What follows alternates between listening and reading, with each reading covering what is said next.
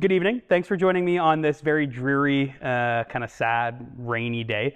I'm a very pro-winter person. I know that's like sometimes a hot take, so I get sad when it gets gray and dreary and kind of brown with all the slush. But I appreciate you folks coming by.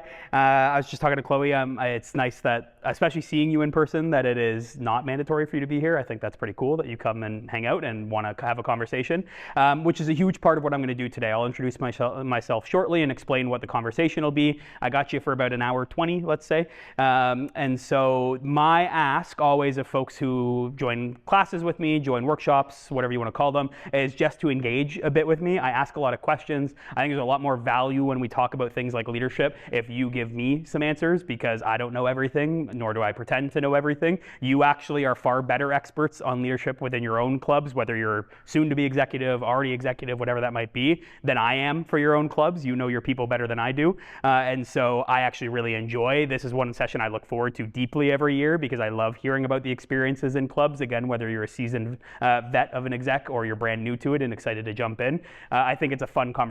And so if you can give me a little bit of engagement tonight, I'd really appreciate that. So this is me. My name is Travis Greene. Pronouns are he, him. And I'm the Leadership Development Coordinator here at Brock. That operates out of the Student Life and Success Office. And so what my role is, I've joked for years that it's kind of made up because it didn't really exist when I was a student. It is basically this. It's getting to work with students in various capacities about building their leadership capacity. The word, like capital L word, leadership, is a bit of a weird one because I think people will just see my title, especially faculty members, if they want me to come into their classes, and say, teach my students leadership. And like, that's such a big, broad, difficult conversation. And so what my actual job looks like is very specific skill development opportunities. So I will focus on things like facilitation, absolutely. I'll focus on things like communication skills, conflict management skills, emotional intelligence. Anything that is relevant to the field of leadership is my kind of focus. So what Chloe and I have built over the years, I think this is like V4 or 5 I've been with you now, is what I would describe as kind of 3 independent skill workshops chunked into an hour and a half. So we have 3 big skills we're going to focus on today in a specific order. The first just being that general iceberg, tip of the iceberg leadership. Then we'll move into a bit of facilitation. And then my favorite, which I added last year and I think is a really fun conversation point, is some group development theory. And I know people go, when they hear theory and don't want to sit and listen to me talk about generally old, dead white men who had ideas about how we can be good leaders. But this is a particularly interesting theory that I'm excited to share with the group. So that's kind of the goal for today. What I have on the slide there as well is my interests and icons. I think there's a lot of value in you folks knowing a bit about who I am rather than just my title. And so first things first, I'm an educator. I came to Brock in 2014 for concurrent education, back when it was a 5-year program. I feel very bad for the 6-year Con Eddies, it's brutal. I realized pretty quickly I didn't want to be a traditional teacher. I just didn't really like a lot of the kind of politics that comes with it. I didn't love being in the classroom. I think just the lesson planning and the administration of things just didn't feel as organic education as I was looking for. And so I very much identify as an educator, not a teacher. My wife would kill me if I said I was a teacher because she is a teacher. She's a grade 2 teacher. And so she has to deal with the crap that teachers have to deal with that ideally I don't now deal with at all because I work with fine young adults mostly, like all of you in this room. So I'm an educator. I really value education, and that comes up in a lot of the values and practices of my life. The biggest place that shows up is through generally my other big passion, which is sports in a tighter kind of nutshell, is hockey specifically. I've been coaching hockey for years. I used to coach at a high level specifically for a camp that prepped draft picks for the OHL, specifically for goalie development. So I did a lot of kind of U15, U16, AAA work for that high skill development, trying to get kids to be professionals basically for the first 5 years or so, and then now I've pivoted back into kind of the community team aspect, and so I've done a bit of house league, bit of single A, bit of AAA. I've kind of bounced all around, but yeah, education for me is really key in that kind of aspect, because for me, hockey culture is at a really kind of big turning point right now where it's gotten very bad over the last few decades. It's been bad for like a century, but we're understanding how bad it is over the last couple decades. And so I take a lot of pride and a lot of value, mostly since I do men's hockey, young men's hockey, and trying to make and educate strong young men who actually have good emotional intelligence skills, communication skills, all these things I talk about in my work. And so I love coaching hockey. I love the mechanics of hockey. I could write manifestos on post integration for goaltenders, which is like this super minute thing that they do. new, just as much as I love talking about being good citizens, good people, good young men, and going from there. So the other two are just kind of hobbies on the side, my time fillers. Huge music person. I play several instruments. I've loved music my entire life. I grew up on classic rock from my dad. And a big part now that I'm trying to kind of reinstill my passion for music as I get busier and busier and busier as an adult is my big challenge. It was a New Year's resolution this year that I was going to do one album per week, like hardcore listen only to one album per week starting January 1st all the way until the end of the year. I have stayed on track, shockingly, despite it being a very busy start to the year. Right now I'm listening to Joni Mitchell's Blue, which is an album from the 70s. Joni Mitchell is fantastic, Canadian singer. And so I'm actually doing a kind of chronological listen. So I started with Miles Davis in 1967, and I'm slowly making my way year by year with one album, all the way up to 2025 specifically. And I can't even remember her name, but it was like a Spanish pop star. She just won a big award that I have her as my last album of the year, and I'm excited because I've never listened to it before. So that's a bit about me. I find value in this because when you are in your clubs, you are not just the president, vice president, whatever role you are for your respective club, right? Like you have so much more going on for you. You probably have opportunities, experiences, things, and plenty of things at Brock, outside of Brock, in the community, in your program, in your faculty. There's so many different things that make up who you are that I don't want you to kind of isolate yourself in the day-to-day drama and shenanigans that can come up with student leadership. You're a full person, right? Like you're a whole person that can do great things. And being, whoa, we just shot forward there. Being a leader at Brock specifically comes and goes in so many different capacities. Specifically here, again, we're talking with that kind of club leadership, but I guarantee many of you do different things, have different hobbies, different passions, and I hope to at least try to instill with you today that you're allowed to use all those extra things. It's not just your title, right? I try so hard with leadership at Brock to move away from leadership being viewed as a position only, that you are only a leader if you have some title, some degree, some extra letters past your name that LinkedIn makes look worse and worse all the time, where I'm seeing people with like 47 letters after their name, as if that means something, right, for their leadership and for their abilities.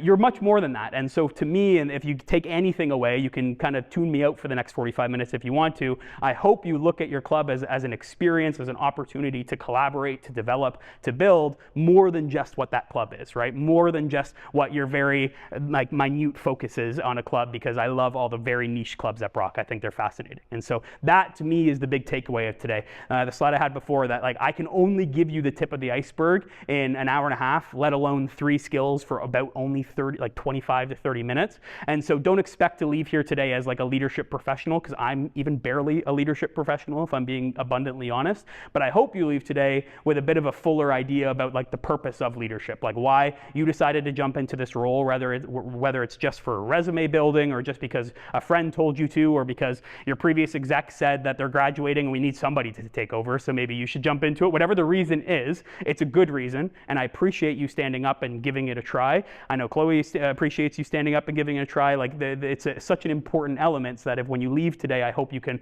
kind of appreciate the broadness that comes with that leadership. So let's actually dive into some theory. My clicker is fighting me a little bit. There we go. So leadership, very plainly, is defined as the action of leading a group of people or organization. It's a brutal definition, like losing the word in the definition is not the best.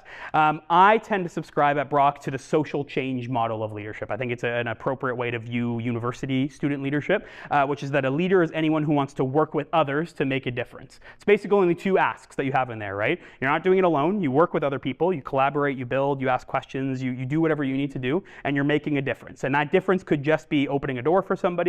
That difference could be like massive geopolitical change, right? Like the scale is completely up to your own imagination, your own abilities, your own determination.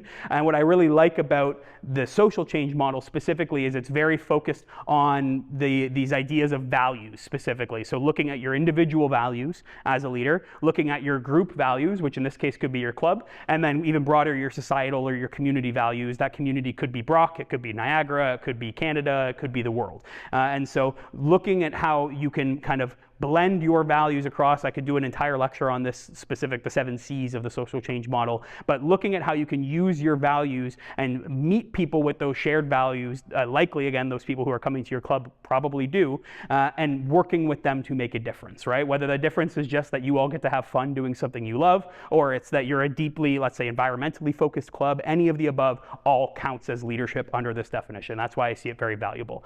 So we'll do a quick intro to leadership styles. There are a billion quizzes, assessments, programs, things out there to tell you what your leadership style is and prescribe to you who you are. And there's some value in some of them. I particularly really like the Gallup Strengths Finder, or Clifton Strengths specifically. I think that's a really good one, and isn't overly prescriptive, which I think is a strength of it. Today, we're going to look at specifically true colors / now more known as personality dimensions. They kind of amalgamated like a decade ago. And I want you to kind of just consider. We're not doing an assessment today. I'm not going to have you do quizzes and see where you land. I just want you to consider a bit about where you land, and we can kind of dig into it more. So I have a fictional scenario here. I will read it out as well, just to make it clear. I realized when I was prepping this last week that this is now shockingly close to some of the OSAP concerns that are going on right now. I wrote this last year well before that. This is fictional. This is not real. This is not happening. I want to make that abundantly clear. But I appreciate that there is concern around those kind of things. That's where leadership is obviously important to understand and push change. But I just want to kind of throw that caveat out that I'm not trying to ignite like a political discussion. I just kind of want to consider the reality of leadership and change. So our scenario.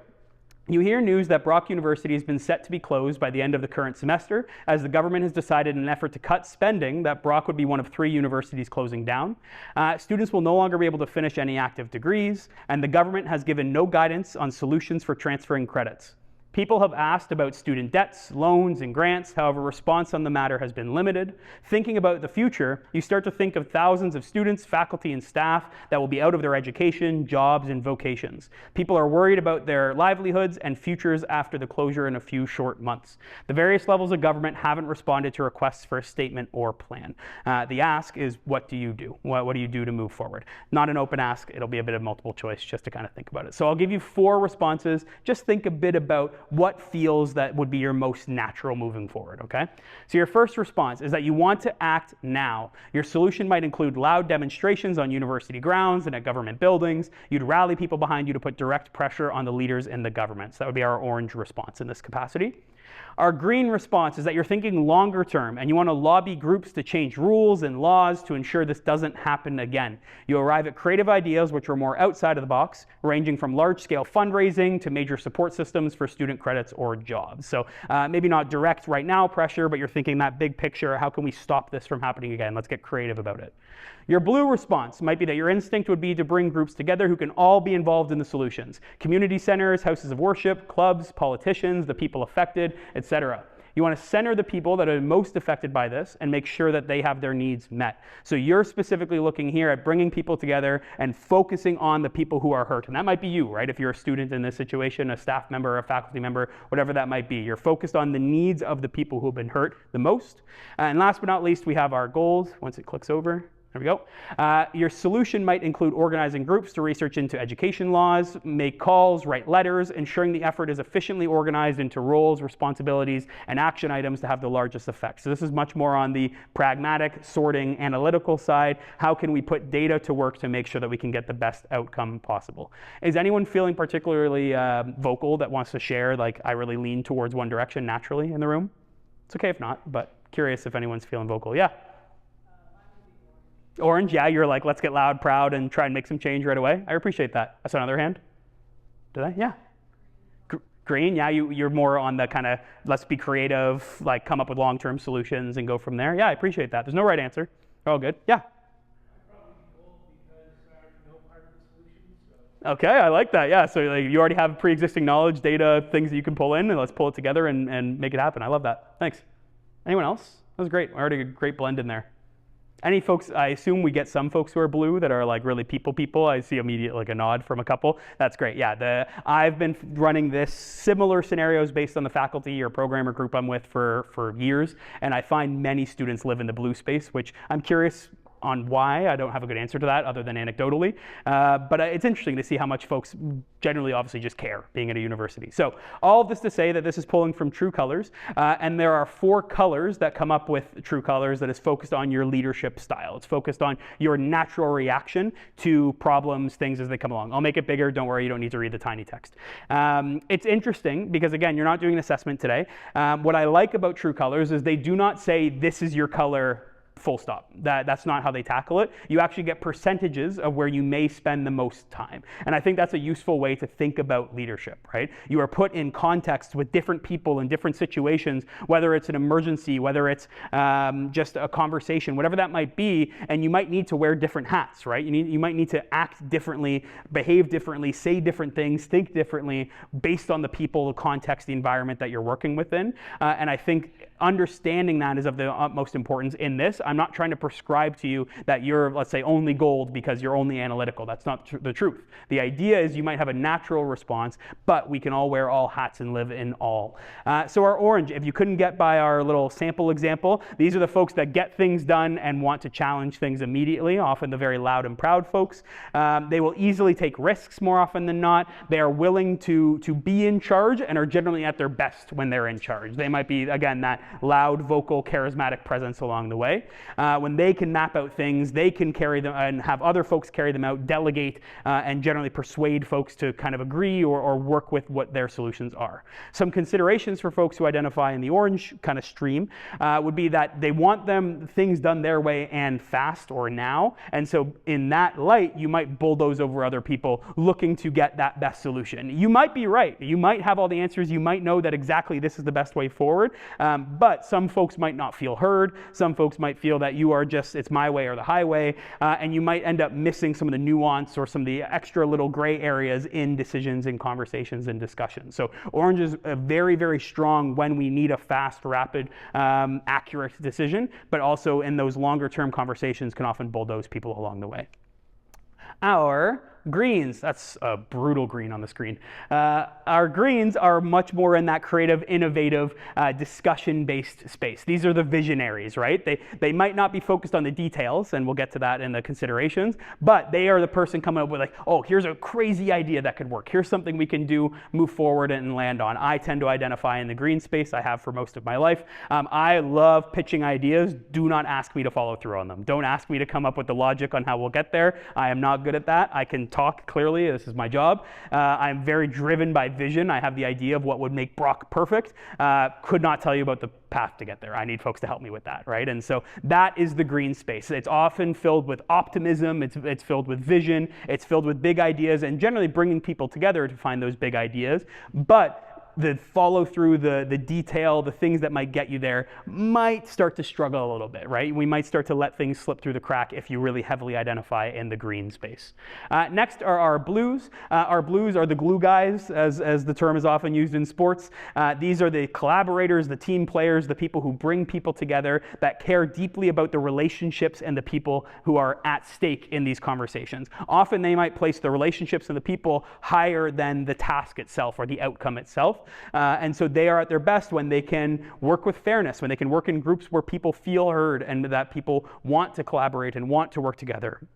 Some considerations is that often the blue folks could be too trusting. They might be too focused on the relationship and miss the task, miss some of the details, miss the things that need to happen. Or they might even just take on the blame for something, even if they didn't do it, just to avoid conflict or just to make sure things stay happy and positive and go from there. Often these are the folks in the group projects that end up doing the whole project because their partner decided to stop answering, right? And so the blue folks are so good, and often I find the least, blue and gold tend to be the least traditional leaders in terms they might not be the loudest, they might not be the most persuasive, but I'm really grateful that in the last, 15 years, a lot of narratives and research on leadership has really started to push in the direction of the value of this style of leadership, right? There's a lot of strength in someone who cares more about the team than basically anything else. And that goes not quite the opposite, but in a similar capacity for the golds, where the golds are focused entirely on facts, logic, the best way forward. How can we find through analysis the best answer that will get us the best outcome in the long run? How can we make sure that all angles of a problem are looked at and we can solve it to the best of our ability? Again, not saying that it's solo, not saying it has to be with a team, but making sure that we cover everything where possible. As a result, many goals are often called like cold, or that they don't care about the feelings in this discussion. And again, that could be fair, that could be unfair. Often they provide a lot of data. Some folks might feel like too much data. As a green, I find too much data kind of slogs me down, like let's just move forward and roll with it. And a big one for consideration for goals is the idea of analysis paralysis, that if anyone really lives in this analytical space, you might relate, that you look at so much data, you want to pull in all angles, that you end up basically never making a decision because you don't feel like you've got it all yet. You haven't pulled it all together yet. You don't fully understand yet. And so a big consideration for goals is trying to find that motivation to move forward. And so what I really like about this, I'll go back to the main one, these styles, is that yes, asking 8 billion people to fit in 4 buckets is totally unreasonable. I don't want that to feel like I'm saying that every one of you is only one color. In fact, I'm saying the opposite. I think there's a lot of value in you folks not only reflecting on what is my natural response to things. Let's say a conflict starts in the club. What might I do? Am I going to analytically look at the problem and say, okay, well, I'm hearing this person said this, and this is what the rules say that come from Busu, and so this is how we should move forward? Or are you much more caring about the people? Do you want to make sure that everyone feels heard and has an opinion and feels supported by you?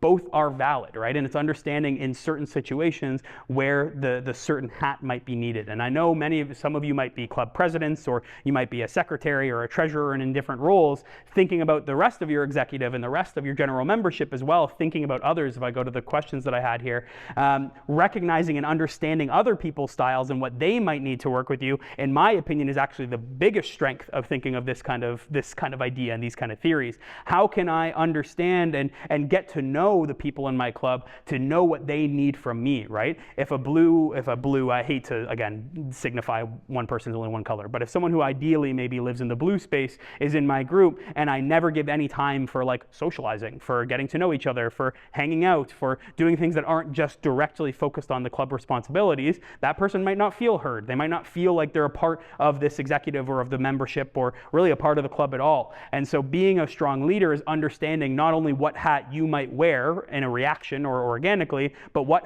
other hats can you put on to make sure people feel supported, feel heard, and feel like they can really be a part of the group and the team as a whole. Does that make sense?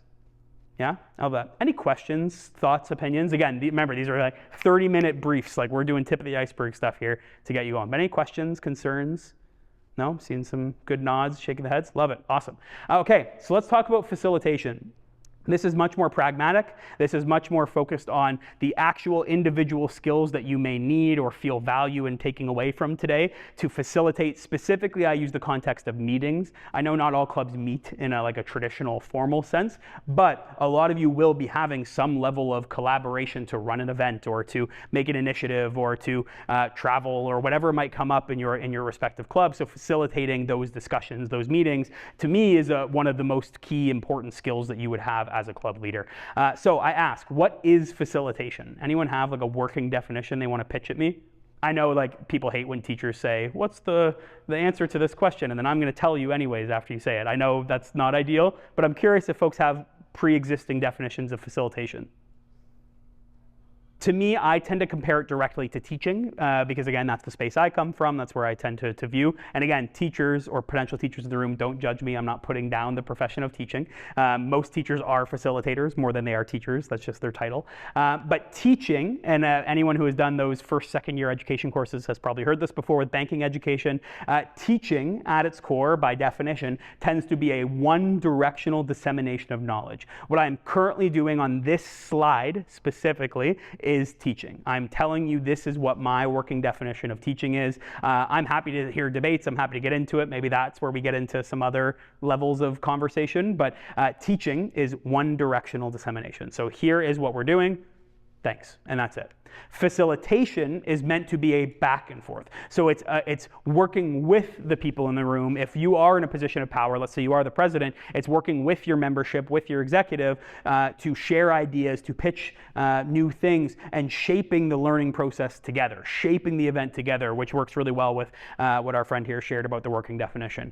Facilitation and facilitating is about supporting all the people, including yourself, to learn, right? Like the arrows don't just go, my little laser pointer doesn't want to go. Oh, it does a little bit. Our little arrows don't just go between the students, the little smaller circles. They also go back and forth with the person leading, right? I said it earlier where I really appreciate when folks engage in my sessions because I've never run a session where I didn't leave happy or impressed or very thoughtful on something a student said. I love seeing how my sessions evolve over time because people like all of you engage in them and ask questions and share things. It should be the same with clubs, right? There are people probably here in these clubs, and I'd love to hear from some of them later on, that I was either a part of back when I was a student, or like I helped start a couple clubs. Like I was very involved with clubs, and I would love to hear how they evolved to this point, because I guarantee my original constitutions and the work that I put into things has probably changed. And that's a good thing, right? People have facilitated and changed with the times, right? I was done being a student before COVID hit, and now we're in a bit of a new generation, right? On what things are working, what don't. And as a professional, that's been really interesting to kind of watch how students have shaped their own experience. And I hope as a club leader, you can do the same, right? You help with, I love the idea of providing a framework that was shared earlier. You can help build whatever that new club experience is going to be over time, right? And supporting them as an executive member. Lao Tzu said, a leader is best when people barely know he exists. When his work is done, his aim fulfilled, they will say, we did it ourselves. I really like that quote, minus the gendered language, but I really like that quote for the lens that it takes as a leader, that I love silent leaders, right? There's so many, Nelson Mandela's father always said that you should be the last to speak, right? It's been written many times that a leader should be the last to speak in a room. And I think that's so fascinating because it goes against traditional intuition of what leadership is, right? We stand here, I direct you, I tell you what we're going to do now as a team. Where now, if we view it as facilitation, yes, we can come in, provide an agenda, provide frameworks, provide all the little structures and institutional things that you've probably learned in your time in the club to support the club in moving forward. But at the end, if they all say, hey, like, look at us as a club, we did this ourselves, this is so cool, to me, that means you did a damn good job, right? You were able to set them up for the success, support them in the journey. You don't need to be the one taking all the credit and doing all the talking. You deserve credit. Let me affirm you that you all deserve credit for the work that you do. But in my opinion, you're at your best when you kind of don't hear it as much, right? And it's about reflecting on that afterwards and knowing that you made a serious difference by kind of stepping back and letting folks roll with it along the way. I don't know why I keep jumping like that.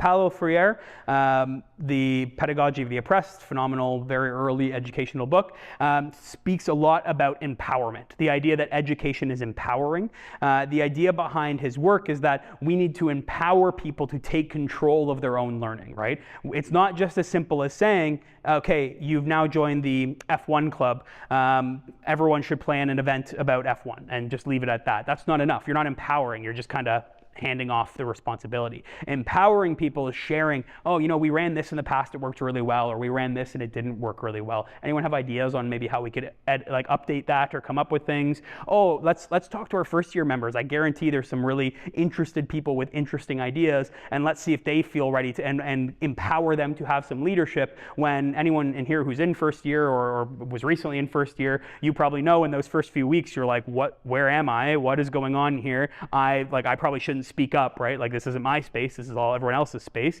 So empowering them to feel like they can have a voice is such a strong way to build out the diversity of ideas and the strength of your group. And so finding commonalities between people, finding ways to make the fourth years connect with the first years, finding whatever works best for you in your respective club to make people feel like they have a voice and should have a voice is such strong leadership that you're allowing the facilitation to take over, rather than just saying, this is the way it's done, this is the way we're going to keep doing it, right? And you get stuck in these ruts of no major change along the way. We're just gonna keep fighting. So for me, quality facilitation really comes down to understanding learning styles. Anyone in the educational research space would know that learning styles is actually turning into a bit of an outdated terminology. It's not as relevant these days. There's been some studies against it. I think it's really nice in like an informal way to think about that when you are running meetings, events, programs, anything, literally just giving yourself the mental check before you start of how can I support all types of people, all types of learners, whatever that might be, in this meeting, in this agenda is really valuable. So when I ran meetings, when I was a club president, I would make sure that I'm going to put together an agenda for the folks who need to read things. I would bring visuals if we're talking about an event space. Like Pond Inlet is such a strange room that many clubs always book. So why don't we bring floor plans so people can see it and we can draw on it and talk about what it's going to look like. Finding different ways to empower people to feel like they can actually work with the information we're giving. Again, because I'm sure many of you have strong institutional knowledge already of how things work at Brock, empowering those who might not through things like maps, things like agendas, things through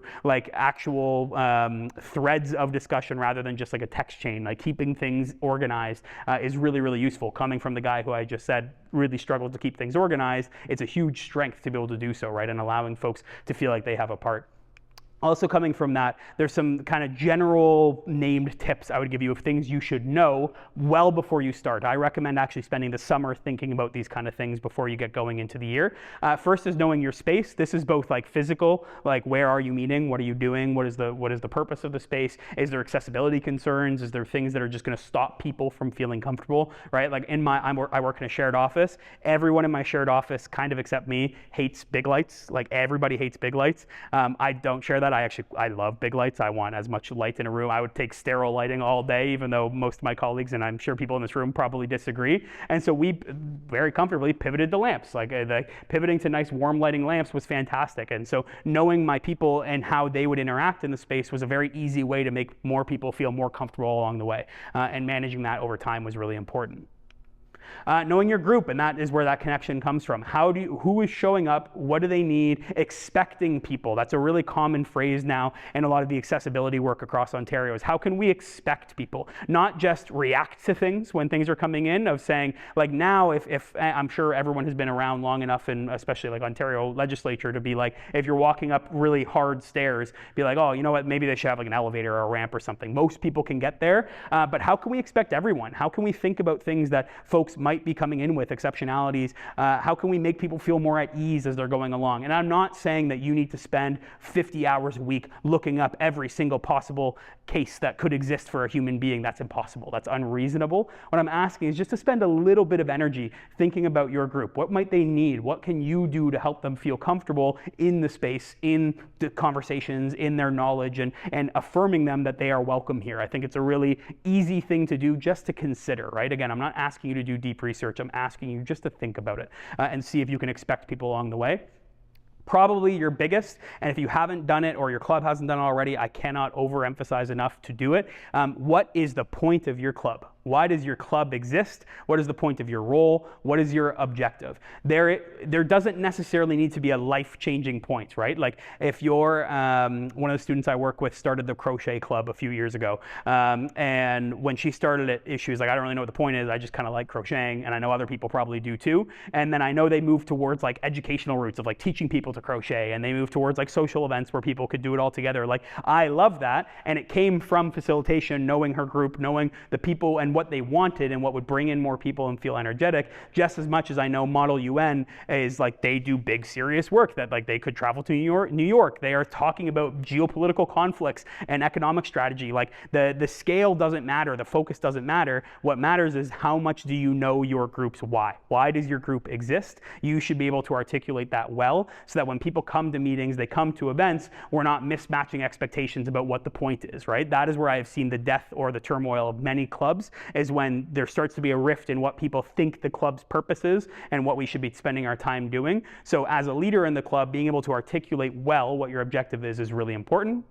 Knowing your stuff, I know it sounds random and irrelevant. What I mean by knowing your stuff generally is just understanding and knowing stuff in the world, right? What kind of baggage could people be bringing in right now? Like I think about like Iranian students at Brock that I have a couple that work for me. That's a serious geopolitical event going on right now. How can I just know at least a little bit of what's going on so I can expect and be prepared to support if necessary, right? Again, I'm not asking you to spend 40 hours a week reading the news and being up to date on what's necessary, but just spending a little time of knowing your group and knowing what could potentially affect your group in the world is a really valuable way to be a strong facilitator. And last but not least, and this started with our first 30 minutes, was knowing yourself. How are you coming in today? How are you showing up every day? How are you showing up as a student, as a leader, as a club executive? What do you come across as? Do you seem welcoming? Do you need to seem welcoming? Do you need to be knowledgeable? Do you need to have experience? What is it that your club might need from you specifically,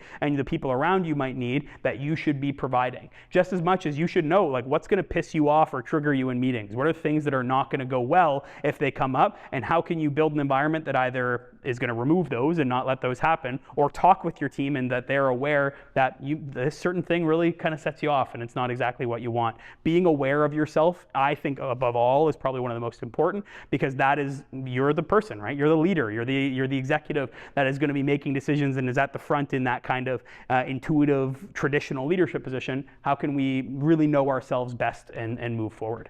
For me, leading a team and facilitating conversations and overall throughout the year is really like helping support a boat down a hazardous river, right? You are going to go with the flow in certain aspects. There are just things that happen in clubs. You maybe have long-standing histories of what events exist and where things are going to go, but stuff happens, right? The hazards, the banks, the rocks, like things can change as you're going, and so it's up to you to adapt on the fly by knowing your stuff, knowing yourself, knowing your group, knowing your place, like all these different things. And it is a lot, but doing your best to be as aware of all these things as possible can help them navigate as best as possible. And so the last kind of question I have on the facilitation side, I'm curious if folks have any thoughts on this, is all of those are like these kind of big ideas, pragmatic things. What do you think is under the surface? This is not a rhetorical, this is an actual question. What kind of things are people bringing with them to your respective club or to meetings or to events? Like, what are some challenges either in your experience or hypothetically in your experience that might come up when you're facilitating a group? Any thoughts? Yeah. Huge one, right? Yeah, absolutely. Loss, any type of bereavement is like, it's life-changing, right? And so now we're expecting to run an event or have a meeting, and so how do we handle that, right? And how do we support? Is it that then we become that blue focus and we're like, no, we're just here to support the person and that's it. The tasks can go away for a little while and we can support the person. That's great. Thank you. That's a good one. Yeah.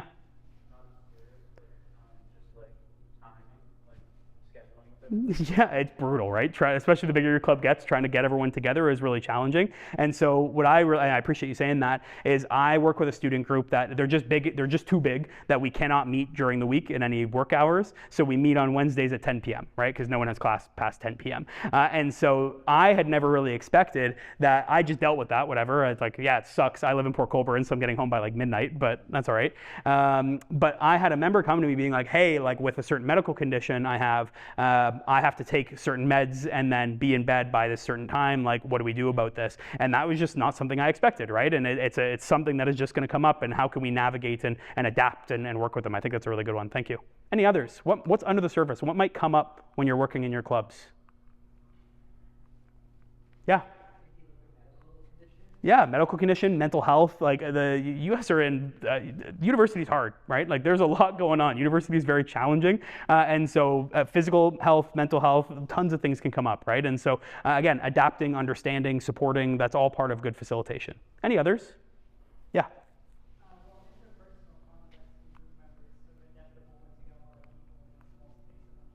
Yeah, huge one is the interpersonal conflict between club members. And that comes back to where I was talking about like outcomes and space. Like it often is sparked by something bigger, right? Like it's not just that people are mean and hate each other. Something has happened that has caused that. And I hate to say it's kind of your job to slowly figure it out, but you have plenty of resources. You have Booster, you have a lot of supports to help you try to work through that and figure it out. But it's a really common one, and I appreciate that. Did I see another hand? Yeah.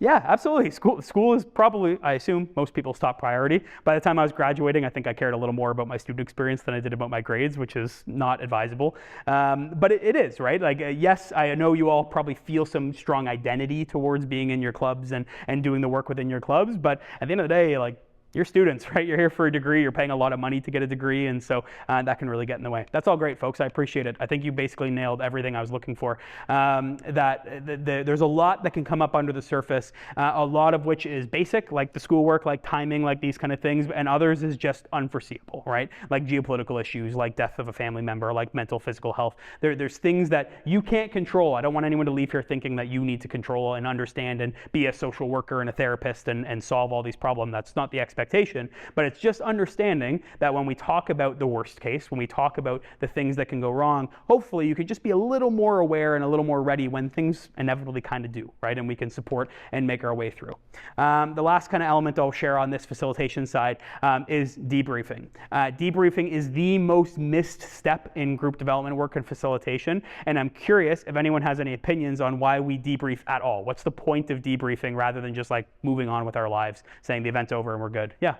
For me, probably the biggest part is people might be questioning what existing knowledge, right? Like, oh, I felt so prepared going into this, and all of a sudden, nothing worked. Like, it was just chaos the entire time. Like, are we bad at this? Like, these big questions might come up, or the opposite, right? Of like, wow, I felt so stressed the entire time, but I don't know. I talked to some participants, and they said it was a blast, and like they had a lot of fun. So I don't really know where we're landing. And so giving all participants, not even just the exec and not just yourselves, like feedback forms, like anything that can help with that debrief is really, really useful for helping folks really make sense of what that just happened, what's going on right now.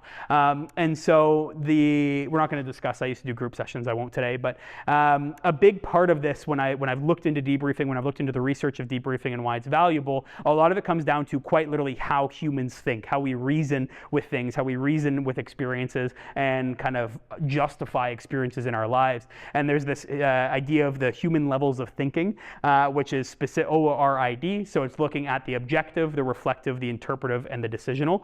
So how our brain might move through events or serious things across the way.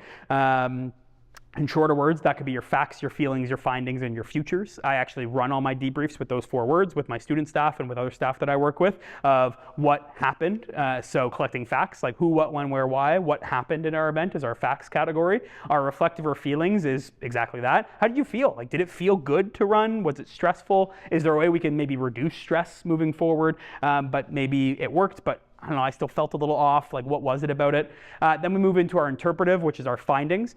So my big one here is the why specifically. Like, what was the point of what we just did? Why does anything we just did matter? And again, this might seem grand, and if you're like, Travis, buddy, I just run like fun socials where people play a board game club. We just play board games. Like we don't need to go this serious. I cannot overemphasize, you should go this serious. What is the point of board game club? Like, what are we doing here? Are we creating safe spaces for folks to come and enjoy board games and get together and have laughs and be competitive, but yet collaborative? Awesome, great. Let's keep focusing on that, right? It comes back to that know your objective. What is the point of all of this work that we're doing that isn't just saying we're the board game club and going from there, right? There's more to it than that. You are just as worthy as this level of thinking as those big like focused clubs. Like I'll use Model UN because I was a part of it when I was a student. I know they're quite large, but both clubs are just as valuable to the institution, right? And you have just as much value across the board. And then last but not least, this is the main one folks do tend to hit, is the futures. So now we've asked all these questions,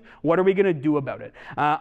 Every year, I work in student services, we have cycles, right? Like I have a September every single year. So year 6, I've had 6 incoming classes of students. I've went past a full graduate, like students have become teachers in the time now that I've been here, the poor 6 years. And so every September, we should be able to look back at all these questions when we're talking welcome week, when we're talking orientation, and think about how we're gonna work with this data moving forward. And I will be very honest, even at the professional level, that doesn't always happen. We don't always follow up on the feedback that we write in October from the year before. And I wish we were better at it. And so that is why I put so much emphasis on it for you folks, that you are in a position where, especially if you're like a 4th-year student and you're exiting the club after next year, you should be in a position that like things like transition reports, things like event facilitation guides, these things are so useful to set up your club for the future, that the great things that you do can keep happening. So when you come back as an alumni in 10 years and you go, oh my God, my club of 10 now has 600 students, like what happened? You can look at how it was built off of the back of your work of actually working through this level of thinking and these layers that are so important to understand at its core. Any questions on debriefing? I hope I have justified its existence enough for you. I cannot, again, overemphasize how important it is. It is such a valuable thing.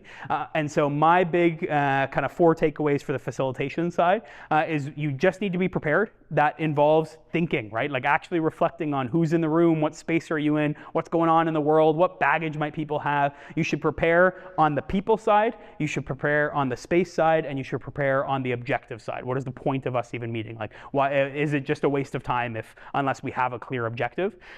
You should set up and protect that space, like I said. So whether you're virtual spaces, whether you're physical spaces, space is important, right? There's so much theory and data, especially in the geography lens, on space, place and space, right? And so understanding how people feel and react and behave in spaces. I'm not asking you to get your PhD in it, but I hope you can really sit down and think about how a space matters, right? Even for me as a facilitator, you folks are in like a little U around me, right? And no one wants to come sit right in front of me. That is weird by most people's standards. And so that even changes how I interact with the room, right? I'm standing a little closer because now I don't feel like I'm standing over somebody if they were sitting right here. And like, again, that's super small, but it is relevant, right? When you're running these meetings, when you're running events, space matters. And so protecting that and setting it up is important.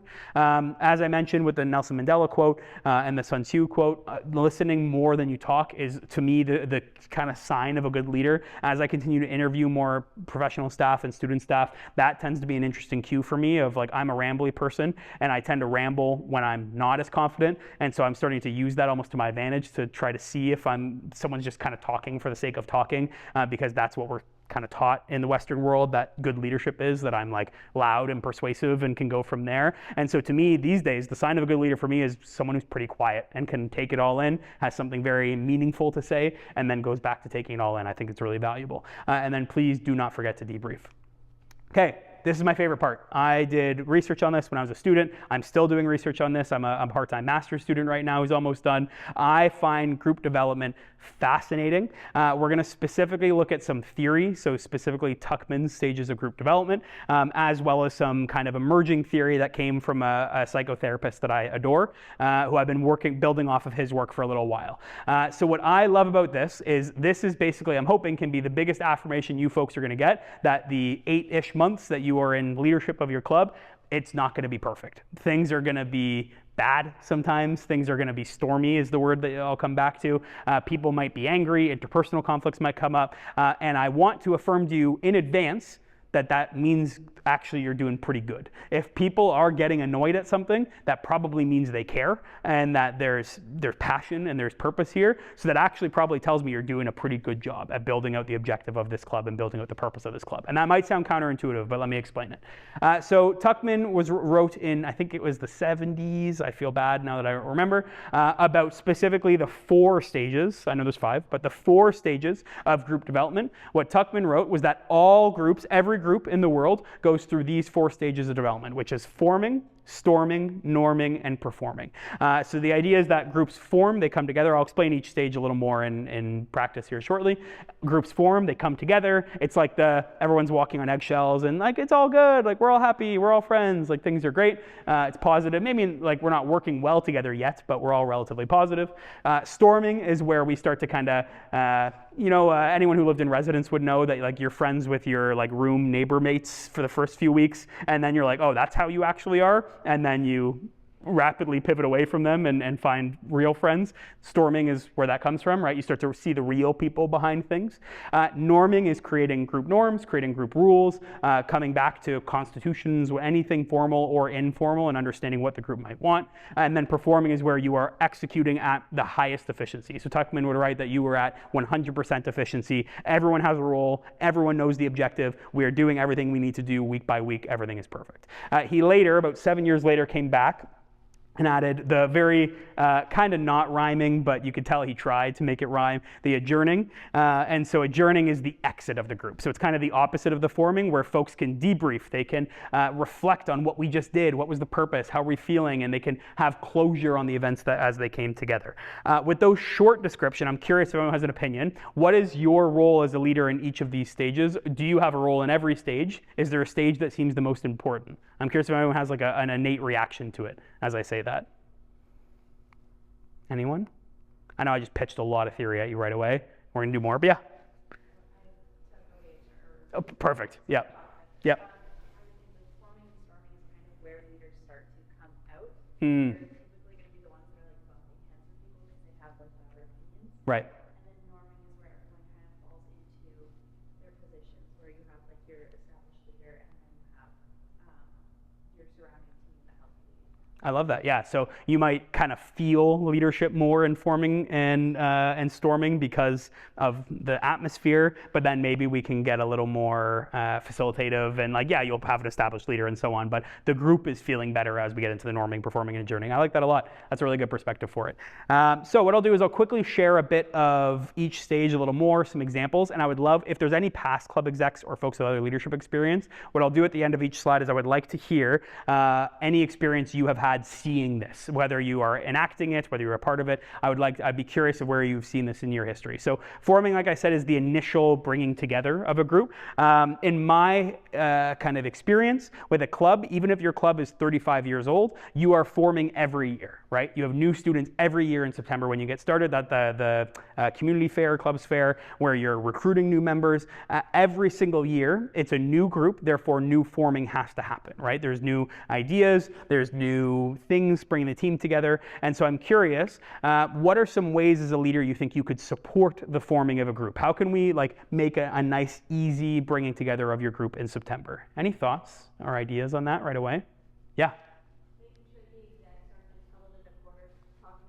Oh, clicks early in forming is like it's a death sentence, right? If you have a click early that I join your club, I see that all these fourth years in the exec are all huddled in the corner. It's a great a great image in my brain for it. I'm not walking over there. I'm not putting myself in that. So agreed. The clicks can be really brutal. So trying your best to kind of spread the love, spread the joy, even if you've been here a long time. Yeah.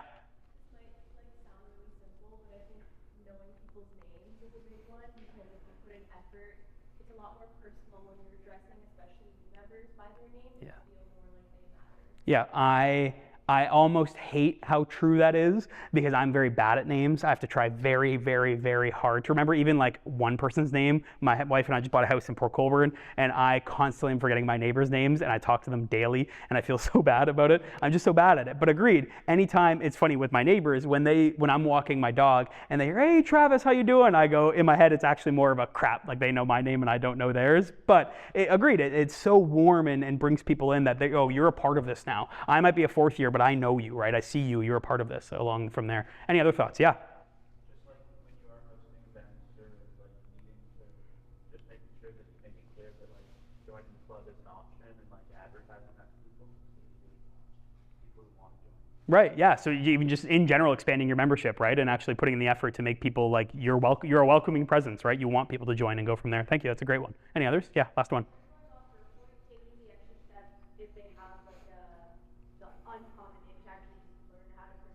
Thank you. Yeah, great one. For some people and most, even with the pronunciation or just the spelling of their name, yeah, it means a lot to them. Agreed. And then I find a lot of folks that I've worked with, especially just from other countries, they're so used to it not being pronounced well that a lot of times I'm told, like, if I put an effort to try to pronounce someone's name, they're like, no, you're fine, just say this. And I love kind of emphasizing the opposite, right? And like digging in. I'm like, no, like I can spend a minute to learn your name. I can put the energy in and go from there. That's a great point. Thank you very much. So forming, really important, especially at the university level, especially if you are a club that is probably going to engage a lot of first years. It is like largely agreed upon now between student service and student retention researchers in North America that every single student who comes to university makes the decision if they are staying in university by the first 6 weeks. The first 6 weeks is the most important time for people to decide whether or not university or even this university is for them. And so if you are a club exec and you have first year early students coming in, transfer students, any new incoming students to your group, you have probably like 5 weeks to convince them that they are worth it and they should stay and that your club is worth it and go from there. And so I cannot overemphasize the forming stage. It's so important, right? We can really build those good connections. Storming, this is the part that scares everybody and it makes you feel like a leader like you've done bad, that things are not going well, people are angry, there's fights and things have broken out. That is the furthest thing from the truth because I have been on teams, and I'm sure you have been too, where you never storm. You always just kind of feel like you're in that, like, we're not really friends. We don't really like talk outside of this. We just kind of show up, we do our jobs, and then we leave. I'm sure you can relate or think back to, the group isn't that efficient, right? Like we're not actually digging into the realness or the authenticity of what we're trying to do because we haven't passed this stage, right? I have been on teams where it's, Tuckman would actually argue against this, but I tend to believe that I will almost try to force storming sometimes. I'll bring up some challenges, some debates, some things to get us going, because at least that will allow folks to, one, break up any cliques if they start to notice that things are like, oh, wait, maybe you think this way and I need to learn more about that, as well as it allows us to actually make our way through some interpersonal conflicts so we can prove to each other that we can do it. So when things go wrong, which they will at events, things happen, and I get a little annoyed because you talked at me a little snappy, I'm not going to hold on to that for now the next 7 months and secretly hate my time on the club. I'm just going to tell you because we've been through this, we've done it. Storming is so important, and again, you are not doing poorly if and when it happens. In fact, I would argue you are doing very well if and when it happens. And so the key part of, actually before I say it, I'm curious, has anyone been on a club or worked through some storming, some fights? What works, what strategies have worked for you in your experience? How have you been helped or supported? How have you supported or helped people? Yeah, any insights? Yeah, I'd love to hear them. Nice.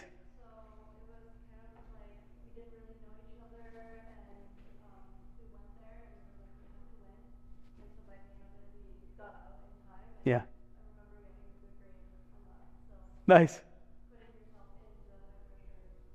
Right.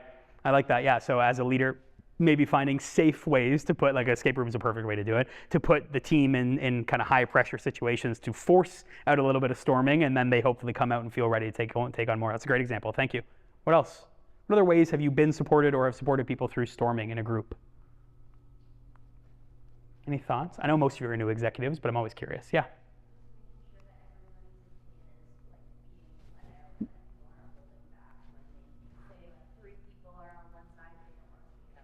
Yes.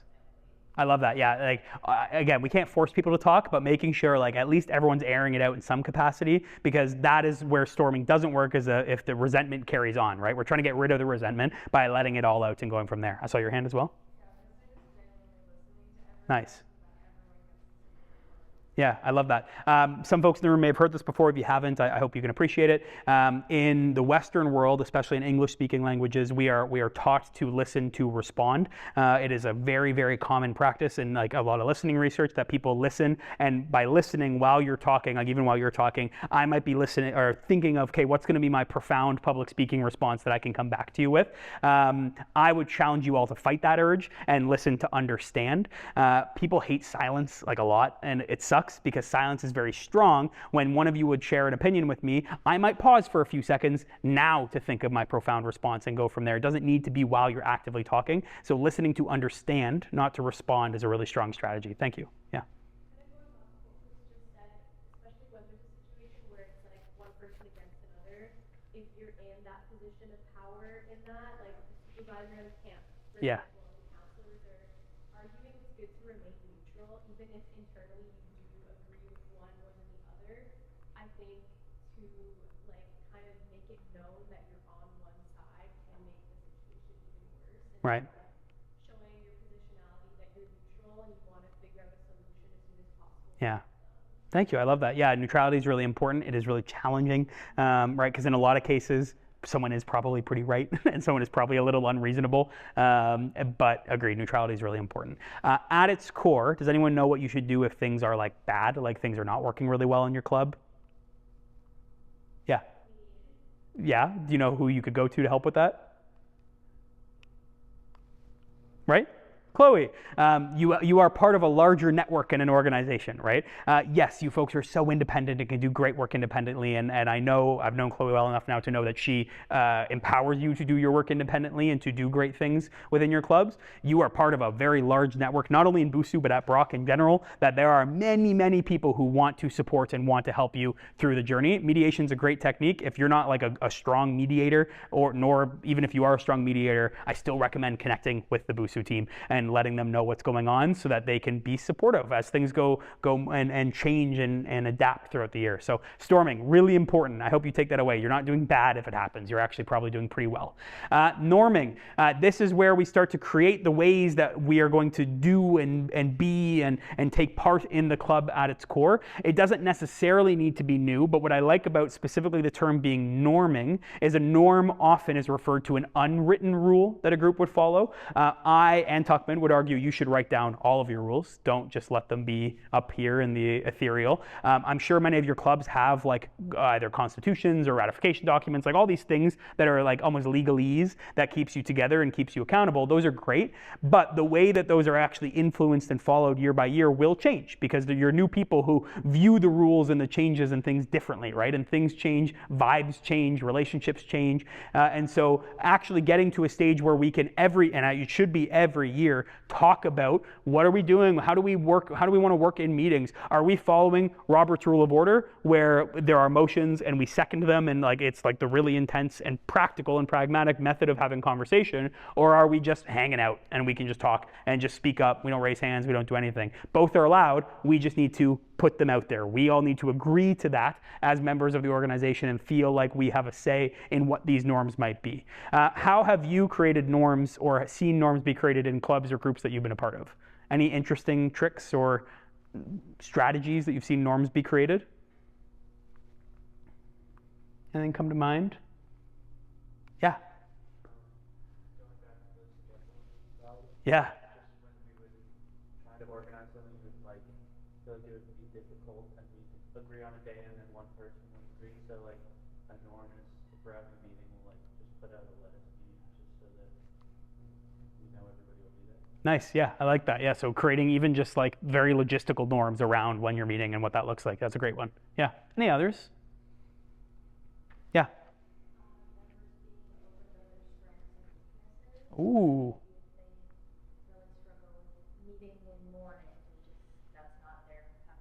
Right. Making that known, so maybe if they're more quiet and they don't want to say that, then they decide to be more negative. Right. Then they never speak up for themselves. Nice. I like that. Yeah. So as part of your norming, sharing more about each other and how we work and what our preferences are so we can hopefully build norms around and that support everyone along the way. That's a great one too. Thank you. Any others? Yeah, Heavy. My team, because we hold a lot of events where it's the exec team plus our members, once a month we decide to go to Boston Pizza, just debrief. We are not allowed to talk about our club at all. No shop. Time for us to debrief and chill. Right. And that's become our norm.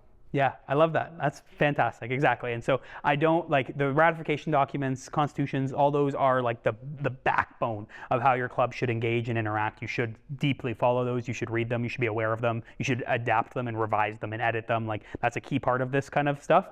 To me, norms come from these kind of more informal conversations that you build year over year. And early, again, those first 6 weeks, having these conversations demonstrates to every new member that you care, right? That you are hoping to bring them into the conversation. You want them to be a part of the change and how things go.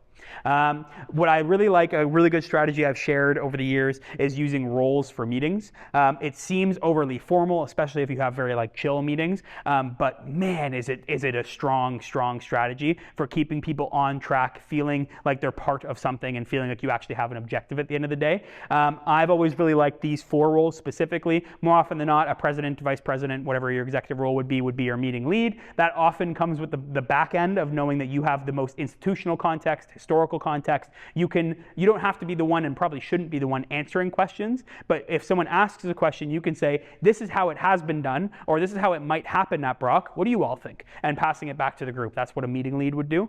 Timekeeper is so important. Please don't let your meetings run to like 7 hours unless that's what people want. Chloe just says no.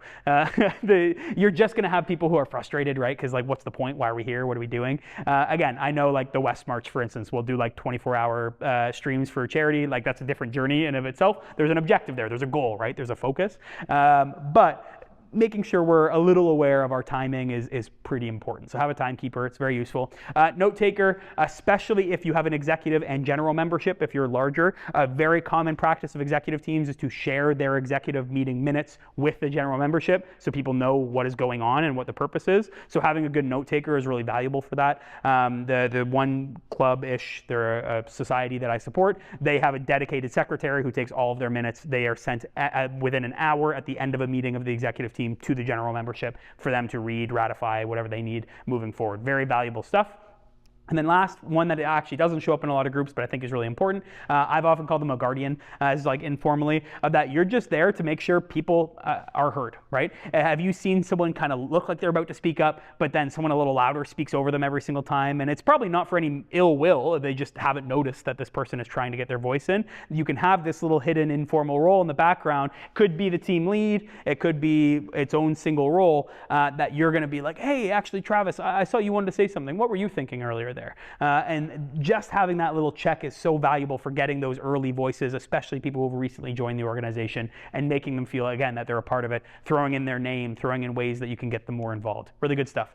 Performing, I won't spend much time here. This is meant to just be like a maintenance stage. Generally, when you're performing, back to many quotes I've now given you and talked about, you actually shouldn't need to be overly present during the performing stage. You've now set up your norms, your rules. The team knows how to handle conflict because they went through storming. We formed and made friendships and groups and plans. The objective is known, the space is known, the stuff is known, the group is known. All the stuff is good, right? Everything I've talked about so far, that's when performing happens. And often I recommend leaders should actually find like formal methods, formal ways to step back, to just observe, to just see how things are going. Because if you stay as a meeting lead and running all the events and planning all the events, you might start to miss some of the minutia that is changing because you're just in this like, oh, well, we're still in status quo. Things are still good. Things are still happening. I actually think there's a real strength in finding a way as a leader to step back and now start handing out leadership roles to other people to try to step up and try things, because now you get to be that third party and see, oh, you know what? I'm starting to see a little storming again. I'm starting to see things aren't working well. How can we assess this and get back into it? Really, really powerful way to look at performing overall.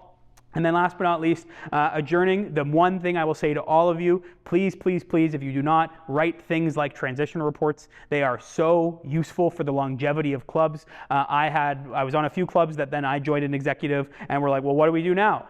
We're all like third years. All of our fourth years graduated. They didn't tell us what to do. And now we're just like confused. We just don't know where to go. Please set up your clubs for success in the future by writing things. And adjourning, that's on the kind of logistical side. The actual practice of adjourning is letting people reflect and be happy and celebrate the year, right? I'm sure many of you do like year-end events in some capacity or some type of social to end off the year. That's all that this is meant to be. It's not meant to be overly intense. It's not meant to be a big focus, but think of this as your overall debrief, not just a single meeting debrief. We're allowing people to make sense of what they just took part in the last 8 months. We're allowing them to give feedback on things that happen. This might be elections, right? So maybe someone didn't get elected for something and there's some sourness that comes with that. How can we support them and make them feel like they're still a general member? How can they still feel supported moving forward? Those little things are really important with adjourning and making sure people feel heard and that things are actually working along the way. So those are your 5 stages. As you can obviously tell, you will have a part in all of them. That's just how it goes. That's leadership for you. The last thing I'll kind of share with you before we move towards a conclusion is 2 little charts that I find interesting. So the little line graph you have there is basically the x-axis is your phase. So what phase are you in, matching the color and the names below. The blue vertical axis, or the blue bar raising on a vertical axis, is your team's performance according to Tuckman, where teams are operating well. And so like I said, the forming stage often is what he would describe as like a middling efficiency, because no one is really like digging in yet. We're just like, we're kind of scared to step on toes. No one's going to really like challenge anything and see about new ideas. Then storming happens. Generally, especially if you're in the storming phase, do not focus on the task. It's not worth it because you're not getting anything done. Focus on the team. Focus on how we can rebuild and move towards norming, which will slowly raise your productivity and your efficiency as a group, which then that performing and adjourning stage should be where you're at that maximum efficiency over time. This is the last chart I'll give you. Looks horrible, I made it myself. The idea of this, and this is not actually researched, it's anecdotal. This was from a psychotherapist that I used to work with quite closely that I find it fascinating. He described it as the heliotrix. It's this idea that efficient teams or teams in longevity, so like an 8-month team of an executive team, you actually experience Tuckman stages multiple times cyclically. They are not just a line graph. It is not just this is September and then this is April. Instead, what it looks like is that over time, you get more and more adept as a team, moving through the stages more quickly, or more quickly is a double entendre. So idea here, you form in September, right? Things come together, you have a fun event, a social, let's get to know each other, make names, go from there. You start to run first 2 events into October, maybe you hit November now, people went home for reading week and they came back and they're like, I don't really like the club anymore, I don't really want to be a part of it. So some storming starts to happen, right? Things get a little bad, we get a little sour, there's some fights, and so by November, you've worked with Chloe and Busu, you've made a plan, we're going to mediate some stuff, we're going to set some rules, we're going to set some norms, and then at the top of the graph there, you've now hit, I don't know, mid-November, and things are feeling pretty good. You have a big plan for next year, you got big events coming in January, you're really excited to see where the year takes you, and so then you're performing, and then you adjourn, let's say, for the break, right? By December, we've now adjourned, everyone takes a breather, we relax, we come back. Now, when you come back, you form again, and now you actually will be able to move through these stages faster because you've done it before, right? What I like about this model is that the linear model makes it feel like you're going to fight one time and never again, and nothing ever bad will ever happen again, right? You're performing, therefore you're cruising. That's not reality, right? Things still can go wrong, but you now know how to handle it, right? You have experience with it. And so the idea of the heliotrix is that efficient teams, that first cycle took 4 months to get through, your next cycle might take a month, right? You might go through forming, storming, norming, performing, adjourning, all within that first, 30 days at Brock. And then the next time, once you come back, now all of a sudden you're doing it all in a meeting. You're doing it all in a single event, right? You're coming together, you're making a plan. Things maybe didn't really work, but you figured out on the fly a rule, a norm that might make it work better. And then now we're performing at the event all within one. And so I really like this mentality for Tuckman stages because, one, it affirms you that things can go wrong multiple times, and that's okay. It's just how we react to them and come back from them. But also over time, you as a leader and your team will get more and more adept at moving through the stages efficiently. And I think that's a really interesting way to kind of assess and think about your leadership within these groups. So in summary, we're relatively right on time. Leadership is so unique to you, but it's so important for you to run a successful club and to support a successful club. Leadership is not necessarily this, where I stand at the front of the room and talk at you for an hour. In fact, I would say it's kind of the opposite. I'm more teaching than I am leading right now. Leadership is focused on facilitation, right? It's focused on conversation, collaboration, ways that we can bring people together to make the best product possible, not just dictating what you think is the best product possible, because I guarantee while you might be damn near perfect and you might have all the best ideas, someone might have that extra 1% that can really get you there. And so facilitating and working with people is really important throughout that process. It's a process in of itself. It requires patience, it requires care, it requires time, specifically making sure we're supporting all people in that process as we facilitate. We're not just supporting the loud individuals or the loud minority that comes through. And then, like I said, groups really develop in pretty unclear timelines, right? I like this idea of it being cyclical, but when I give you that timeline of September to December, that's not realistic. Maybe it is, maybe it works, maybe it doesn't, right? I can't tell you when your club is going to storm, when they're going to norm, when they're going to perform. It's up to you to look for some of those signs as we've talked about it. Wear whatever style hat we're talking about. Do you need to be blue? Do you need to be orange? Do you need to be green? Do you need to be gold? And then help work your team through those processes over time. And so a lot of this today has been very kind of big picture idea heavy. I find that really valuable for you all because, again, you know your clubs and your people far better than I do. But if you want to talk extra strategies, if you want to talk other mentalities, again, Chloe and the Boosted team are happy to support. I'm happy to support. You're welcome to shoot me an email or connect with me anytime.